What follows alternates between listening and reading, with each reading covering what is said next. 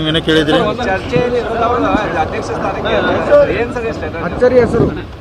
ಅಂದ್ರೆ ಮೀಡಿಯಾದ ರಿಪೋರ್ಟ್ ಎಲ್ಲ ಉಲ್ಟಾ ಆಯ್ತಲ್ಲ. ಅದು ಮೀಡಿಯಾದ ಏನು ಬರ್ರಿ ಅಣ್ಣ ಸಾಹೇಬ್ ಜೊಲ್ಲೆ ಆಗ್ತಾರೆ, ಸುಭಾಷ್ ಡೋಳೆ ಸರ್ ಆಗ್ತಾರೆ ಅಂತೇಳಿ ಆ ಥರ ಎಲ್ಲ ಚರ್ಚೆ ನಡೆದೈತ್ರಿ. ಸೊ ಚೇಂಜ್ ಮಾಡಿ ಬೆಳಗ್ಗೆ ಅಂದ್ರೆ ನಾವು ಲಾಸ್ಟಿಗೆ ಮೊನ್ನೆ ಹೇಳಿದ್ವಲ್ಲ ರೀ, 5 ಮಂದಿ ಹಿರಿಯರಿಗೆ ಮಾಡಿದ್ವಿ.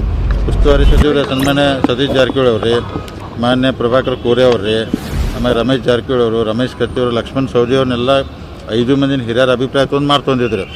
ಅದಕ್ಕೆ ಎಲ್ಲರೂ ಹಿರಿಯರ ಅಭಿಪ್ರಾಯ ತೊಗೊಂಡ್ರಿ ಆ ಪ್ರಕಾರ ನಿರ್ಣಯ ತೊಗೊಂಡೈತ್ರಿ.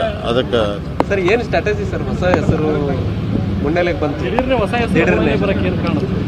ಅಂದ್ರೆ ಒಂದೇ ನೋಡ್ರಿ, ಈಗ ಹೆಚ್ಚು ಕಮ್ಮಿ ಮೊದಲಿಂದ ಈ ಬ್ಯಾಂಕ್ ಒಳಗೆ ರೀ ಕೆಲವೊಂದು BJP ಅವ್ರಿಗೆ ಗೆದ್ದು ಬರ್ತಾರೋ, ಕೆಲವೊಂದು ಕಾಂಗ್ರೆಸ್ ಅವ್ರಿಗೆ ಗೆದ್ದು ಬರ್ತಾರೋ, ಕೆಲವೊಂದು ಇಂಡಿಪೆಂಡೆಂಟ್ ಗೆದ್ದು ಬರ್ತಾರೆ, ಹಿಂಗೆಲ್ಲ ರೀ. ಅಂದ್ರೆ ಈಗ ರಾಜ್ಯದಲ್ಲಿ ಕಾಂಗ್ರೆಸ್ ಸರ್ಕಾರ ಐತ್ರಿ.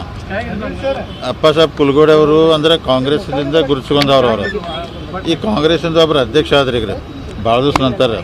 ಅದಕ್ಕೆ ಮುಂದೆ ಅಂದ್ರೆ ಗೌರ್ಮೆಂಟ್ದಾಗ ನಮಗೆ ಭಾಳ ಕೆಲಸಗಳು ಬರ್ತಾವ್ರಿ, ಎಲ್ಲ ಸಹಕಾರಗಳು ತೊಗೋಬೇಕಾಗ್ತೈತಿ.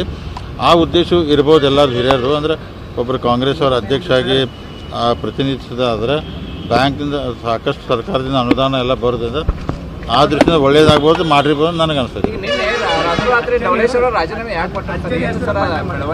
ಎಲ್ಲಿ ಕೊಟ್ಟಿದ್ದಾರೆ? ಇಲ್ರಿ, ಉಪಾಧ್ಯಕ್ಷ ಸ್ಥಾನಕ್ಕೆ ಅವ್ರು ಕೊಟ್ಟಿಲ್ಲ. ಈಗ ನಾ ಏನಿಲ್ಲ ರೀ, ಅಣ್ಣ ಸಾಹೇಬ್ ಜೊಲ್ಲೆ ಅವ್ರಿಗೆ ಆಗ್ಬೇಕಂತ ಆಸೆ ಇತ್ತು, ಸುಭಾಷ್ ಡೌಳೇಶ್ವರಿಗೆ ಇತ್ತು, ಅಂಕಲಿಗೆ ಎಲ್ಲರಿಗೂ ಇತ್ತು, ಮತ್ತೆ ದೊಡ್ಡಗವ್ರಿಗೆ ರೀ. ಸುಭಾಷ್ ಡೌಳೇಶ್ವರ ರಾಜೀನಾಮೆ ಕೊಟ್ಟಿಲ್ಲ. ಅಕಸ್ಮಾತ್ ಅವ್ರ ಅಧ್ಯಕ್ಷನ ಆಗಿದ್ಮೇಲೆ ಇವತ್ತು ಬೆಳಿಗ್ಗೆ ಕೊಡ್ಬೋದಾಯ್ತು ಅವ್ರ, ಅಥವಾ ಅಧ್ಯಕ್ಷ ಆದ ನಂತರ ಕೊಡ್ಬೋದು ರೀ. ಸೌದಿ ಅವ್ರದ್ದು ಕಚ್ಚೋರ್ದು ಸಹಮತಿ ಭಾಳ ವರ್ಷಗಳ ನಂತರ 3 ಜನ ಸಹೋದರರು ಒಂದೇ ವೇದಿಕೆ ಏನು ಚರ್ಚೆ ಮಾಡಿ ಡಿಸ್ಕಷನ್.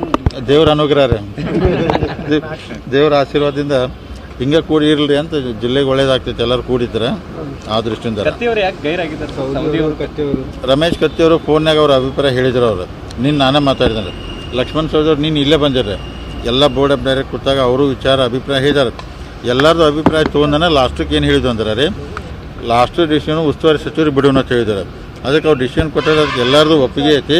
ನಮಗೆ ಮುಂದಿನ ದಿನಮಾನದಾಗ ಬ್ಯಾಂಕ್ ಚಲೋ ನಡೆಸ್ಬೇಕು. ನೀವೇ ಎಲ್ಲ ನೋಡ್ತೀರಿ, ಯಾಕಂದ್ರೆ ಪೇಪರ್ಗೆಲ್ಲ ಆರ್ಟಿಕಲ್ ಬರ್ತಾವೆ.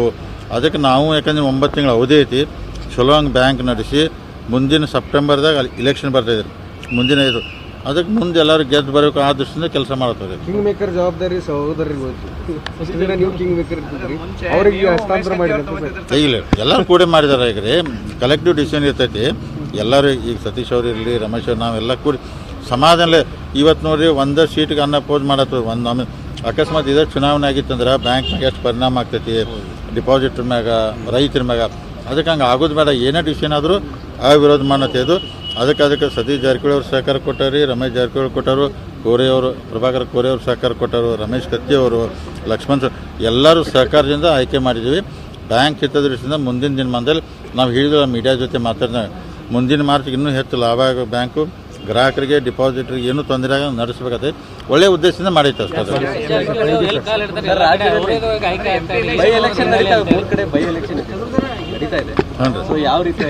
ಅಲ್ಲ, ಬೈ ಎಲೆಕ್ಷನ್ದಲ್ಲಿ ನೋಡ್ರಿ, ಆಲ್ಮೋಸ್ಟ್ ನಮ್ದು ರೀ ಇದ್ರೊಳಗೆ ಚನ್ನಪಟ್ಟಣ ನಿಖಿಲ್ ಕುಮಾರಸ್ವಾಮಿ ಗೆಲ್ಲಕ್ಕೆ ಸಾಕಷ್ಟು ಅವಕಾಶ ಐತೆ ರೀ. ಶಿಗ್ಗಾಂವ್ದಾಗ ಬೊಮ್ಮೆಯವ್ರ ಮಗ ಅವ್ರಿಗೆ ಗೆಲ್ಲಕ್ಕೆ ಅವಕಾಶ ಐತಿ. ಸೊಂಡೂರು ಮಾತ್ರ ಫೈಟ್ ಭಾಳ ಐತೆ ರೀ. 50-50 ಇದೆ, ಏನಾಗ್ತೈತೆ ಗೊತ್ತಿಲ್ಲ ರೀ. ಅಲ್ಲಲ್ಲ, ಅವಿರೋಧ ಆಯ್ಕೆ ಆದ್ರೆ ಚಲೋ. ಯಾಕಂದ್ರೆ ಎಲ್ಲೇ ಎಲೆಕ್ಷನ್ ಆತಂದ್ರೆ 2 ಗುಂಪು ಆಗ್ತಾವ್ರೆ, ದ್ವೇಷ ಬೆಳಿತೈತೆ, ಪೊಲಿಟಿಕಲಿ ಸಂಸ್ಥೆ ಮ್ಯಾಗ ಎಫೆಕ್ಟ್ ಆಗ್ತೈತಿ. ಎಲ್ಲರಿಗೂ ನಾ ಈ ತಮ್ಮ ಮಾಧ್ಯಮ ಮುಖಾಂತರ ವಿನಂತಿ ಮಾಡ್ಕೊತೀನಿ, ಅವಕಾಶ ಸಿಕ್ಕಾಗ ಅಪೋಸ್ ಮಾಡಿದ್ರೆ ಸಂಸ್ಥೆಗೆ ಒಳ್ಳೇದಾಗ್ತೈತೆ ರೀ. ಥ್ಯಾಂಕ್ ಯು ರೀ.